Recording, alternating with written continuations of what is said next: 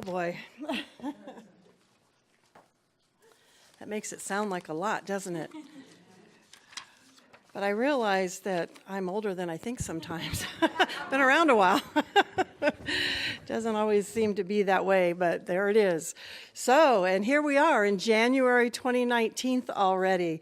And January is the month when traditionally around the world, the Centers for Spiritual Living will be looking at and visiting with the first 4 chapters of the Science of Mind text that were written by our founder, Ernest Holmes. And so this week, I'll be starting with that first chapter. And the first chapter is entitled The Thing Itself. And in there, Ernest Holmes explains what this thing is. And so I invite you to read along with us. Get a Science of Mind text. I have some in my office that can be checked out. There might be some in the bookstore. There are some in the bookstore that you can buy, and also some in the lending library that you can sign out. So I encourage you to read along with us. It's the first 4 chapters of the textbook. And then bring any questions that you might have. Bring any thoughts that you might have. And we can share over the meal and discuss what you're hearing from here, what you're reading, and how all this stuff is working in our lives. Even if we've been studying this for many, many, many years, every time I read it, I find new highlights and literally highlights. My book is highlighted in so many different colors and underlined in so many different pens because each time something new speaks to me. So to introduce this first chapter, I'm going to read really quickly some of the highlights that jumped out at me. And I'll give you the page number. Someone said they wanted the page numbers when I gave quotes. But all of this is in the first chapter. Page 25. Intuition is ever spreading its wings for greater flights. The divine plan is one of freedom. Bondage is not God ordained. Freedom is the birthright of every living soul. Page 26. But the great love of the universe must be one with the great law of its own being. And we approach love through the law. This then is the teaching, love and law.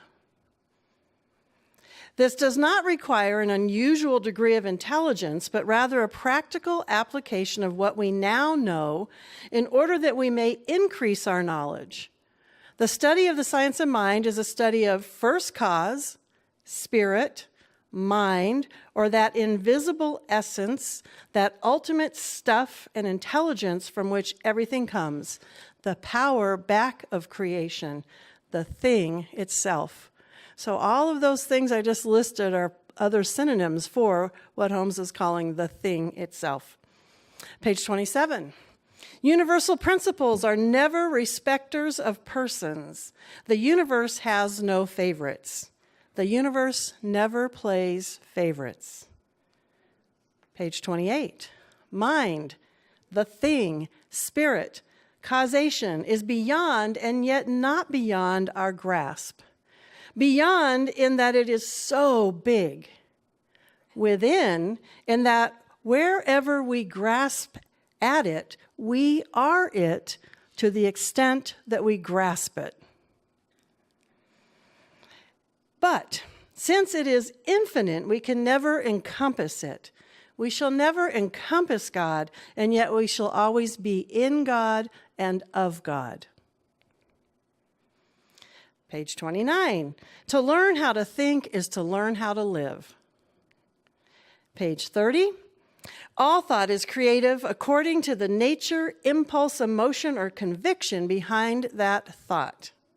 Ignorance of this excuses no one from its effects, for we are dealing with the law and not with whimsical fancy. So that gives you an idea of what he's talking about by law. He's talking about a law that is part of the natural forces of our spiritual experience. And then back to page 29, there is but one subjective mind.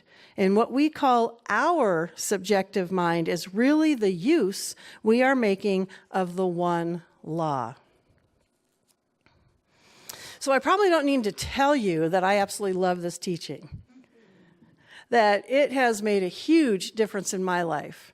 And so part of why I love this teaching is because I have experimented with it, as Holmes suggests that we do. And I've seen how it's impacted my life, and I've also seen how it's impacted a lot of other people's lives. The other reason that I really like it is because it attracts all kinds of people like you into my world.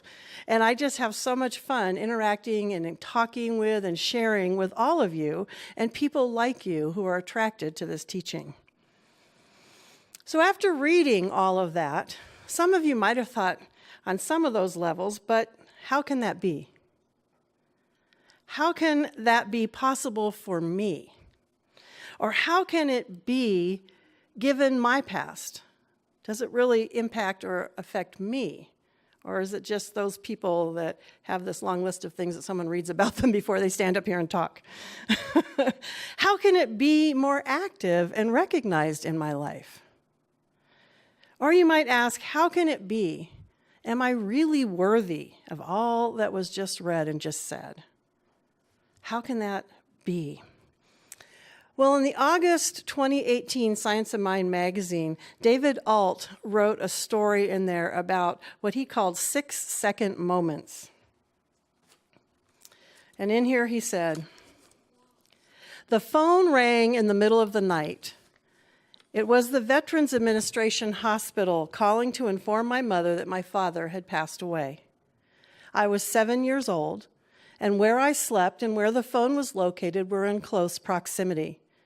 After my mother received the news, she began calling family members and made this comment: 'What am I supposed to do with a 7-year-old boy?'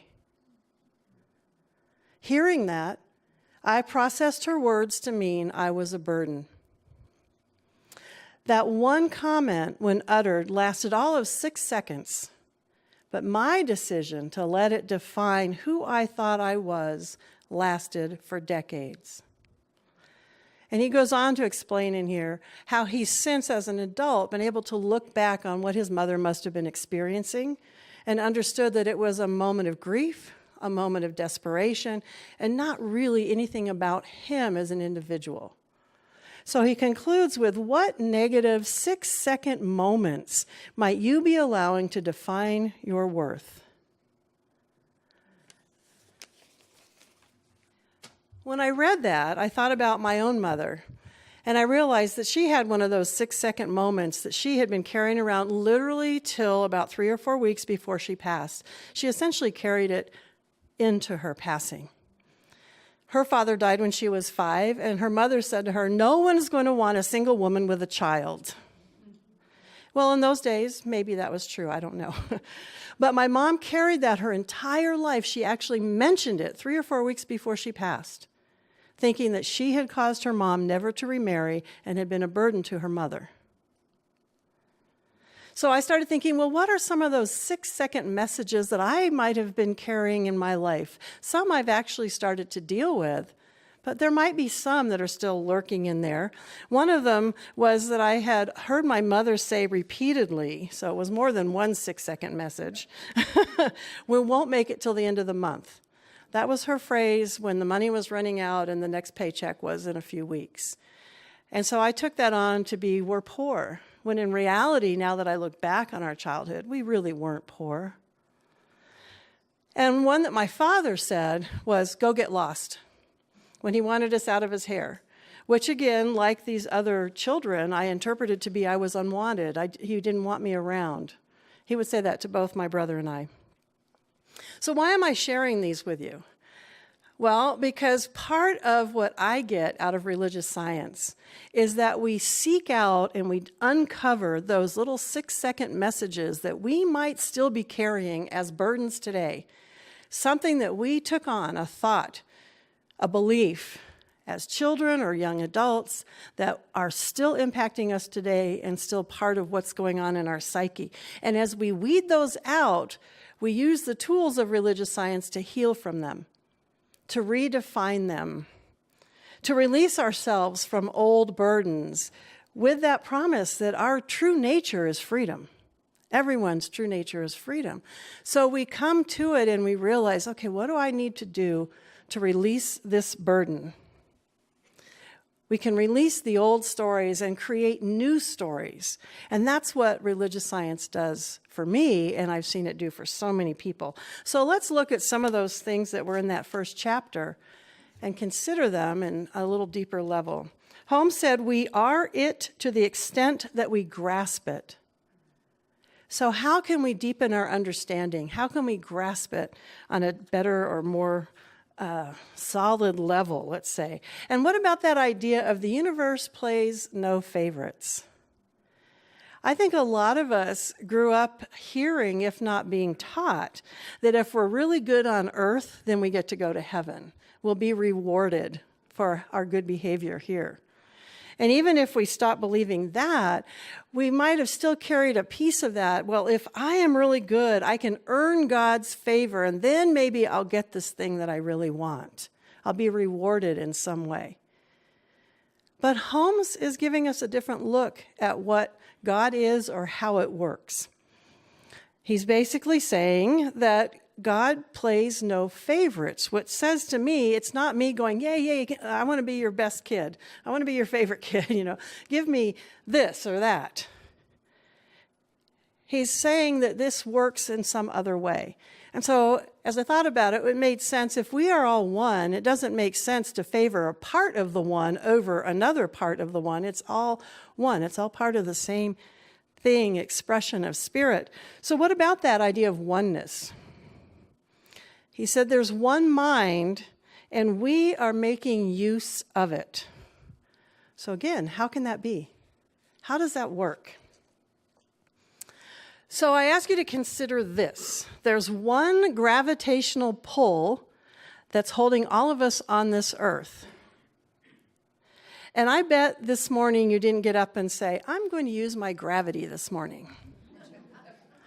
And I'm going to use my piece of the gravity, and you can't use my piece of the gravity. You need to stay on your piece of the gravity. Actually, my piece of gravity is better than your piece of the gravity. In fact, the word that I use for gravity is better than yours. You might say gravedad or la gravité or some other word, but my word is the best word to describe what's happening as gravity. We don't do that, do we?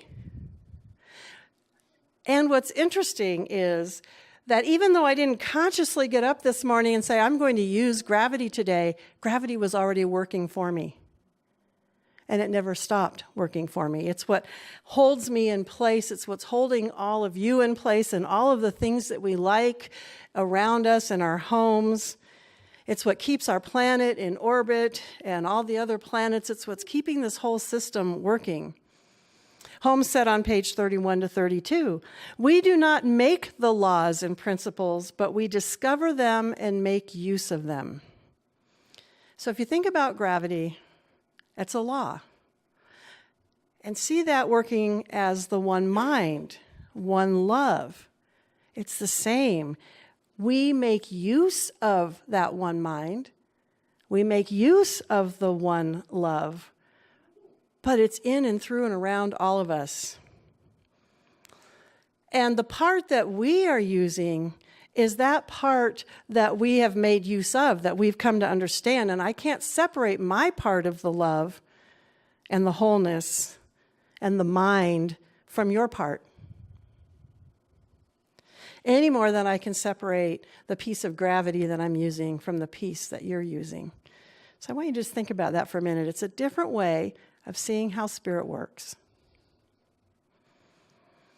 Consider also that we don't stop using gravity even when we stop thinking about it or being conscious of it. And gravity still works for us, even if I was to say, I don't believe in gravity. It still would do what it does. It doesn't matter if I say that or not. And gravity doesn't play favorites. It doesn't say, well, I'll only hold on to the good folks and let the bad ones just float on off into space. Gravity doesn't do that for us. And it doesn't pick which buildings to keep down or what kind of home is the right kind. I was thinking if Lillian and Doug were here, it doesn't matter if you live in a dome or a house or a teepee or a hut or a hogan. Gravity will work for every single one of those homes to hold them in place. So again, think about the fact that it doesn't stop working for us, whether we're conscious of it or not. But then think about what happened as we began to understand what gravity is and how it works. Think about airplanes and rocket ships. We had to study gravity. We had to understand gravity and how it worked in order for us to be able to fly. So think about it in regard to the spiritual realm. Love, God, life, the one mind.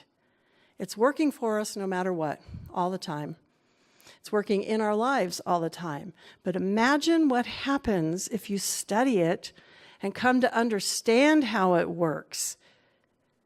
You can learn how to fly, essentially. You can learn how to fly in your life in whatever way as you study and deepen in your awareness and understanding of how this all works. And that's what Ernest Holmes was all about, was studying how does this stuff work. So remember, he said then, that all thought is creative. That's the spiritual law, just like gravity is a physical law. And it never is a respecter of persons. It works for all of us. He said it this way: all thought is creative according to the nature, impulse, emotion, or conviction behind the thought.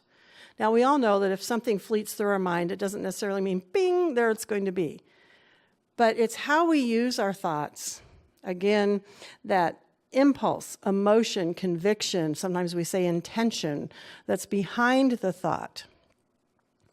That's always creating, and it always creates and works no matter who the person is. The universal principles are never respecters of persons. They will work for whoever puts them to work for them.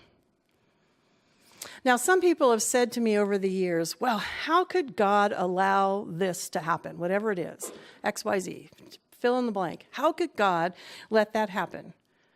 Have you ever said, why did gravity let that happen? Why did gravity allow that person to fall off the roof or even fall to the ground? Gravity did not sit there and allow it to happen, so to speak. Gravity did not have a preordained idea that that person should fall off the roof. Gravity did not intend or plan for that. But a person on a roof has a higher potential of falling than one who's standing on the ground. In the spiritual realm, the person who entertains negativity, poor me, those outdated 6-second messages, has a greater likelihood of falling. Falling into depression, falling into despair, falling into experiences that they don't enjoy. Another example would be a person playing with fire has a greater potential for being burned. It doesn't mean that it's going to happen. We have plenty of people who get on roofs and work with fire and things don't happen. But it's a greater potential. Holmes has also said what we focus on, we get more of. And again, in this first chapter, page 32, the entire problem of limitation, evil, suffering, and uncertainty is not God ordained, but is the result of ignorance. So consider then the flip side as we learn about the thing itself and how it works, what it does for us in our lives. We can turn that around. And the person who meditates, who takes time to focus on good intentions, sets uplifting ideas for themselves, moves in a space of love and joy and harmony, they have a greater potential of experiencing and creating that in their lives. So I thought also about that idea of gravity again and learning to fly.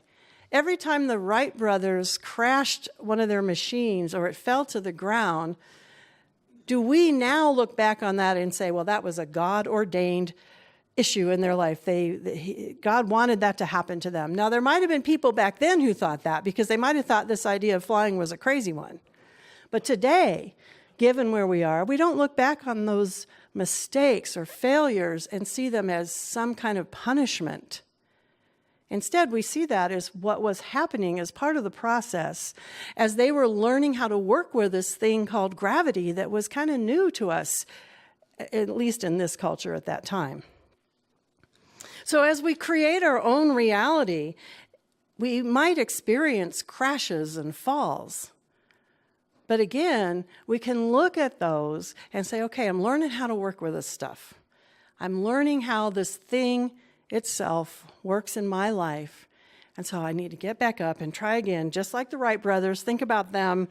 They're learning how to work with it. If our goal is to fly, then we need to work with it and practice with it and continue seeing what other people are doing, what other creative minds are thinking, and how it might work in your own life. It has to be something that you experience in your own life. We can watch them create over here, but for us to create, we have to start figuring out how it works in our own life. And so if you want to learn more about how it works, I encourage you to come back next week as Teresa Valenzuela will be addressing chapter 2 entitled, How It Works. So come back and learn more. But never give up. Keep working with that one life, that one mind, that one creative energy. And it's okay to call a practitioner. Work with someone else. Work with another person that took a class with you or take a class. The beginning of February, I'll be teaching treatment and meditation again. And treatment is a form of prayer that we use, which is what Ernest Holmes experimented with and found works. And then we continue to experiment with it and evolve that process and that idea. And so one of the things I wanted to note is that the Wright brothers weren't the first and only people to try and create a flying machine. In fact, humankind had created things and tried to make things that would fly through the air, whether it was an arrow or a boomerang. And then the hot air balloons came along first, and they continued trying to perfect those to create airplanes. And there were two guys apparently working on that sort of right before the Wright brothers. And when I was looking this up just to verify my memory of history, it said in the Wikipedia explanation about the Wright brothers that their work was replicated, the two guys that were working on it, their work was replicated and expanded upon by the Wright brothers. And so I thought about Ernest Holmes, and in that first reading that Teresa did for us, it talked about how he read about all these different religions. He read their holy scriptures, their Bibles, and he pulled from them threads. He basically studied them and then replicated what worked. He tried it out, he experimented, and expanded on those teachings. And then he encouraged us to continue doing the same. You've probably heard it said we want to stay open at the top. And what he meant about that is that we keep reading, we keep experimenting, we keep trying it out, learning more things, and that we, in our attempt at flight, again, whatever that looks like in your life, we continue to replicate and expand on those around us and those who've gone before us. So that's what we're doing as we come back full circle in January. We're looking at those basics. We're going back to that piece that Holmes pulled together for us. And then we're trying it on. We're working with it, replicating it in our own lives and seeing how it can possibly expand and do even more things than we ever imagined prior. So I want to close with more words of Ernest Holmes from page 27. Let us then approach the science of mind with awe, but not fear, with truly a humble thought, but not with a sense that we are unworthy. Let us approach it normally, happily, willing to accept, glad to experiment, hoping and believing that as a result of our efforts, we shall each derive a great good, a sound understanding of the natural laws of life, and life is capitalized, as they apply to the individual and our relationship to the whole universal scheme of things. He continued to wrap up his thoughts about this by saying that this is the simple meaning of true metaphysical teaching, the study of life and the nature of the law, governed and directed by thought.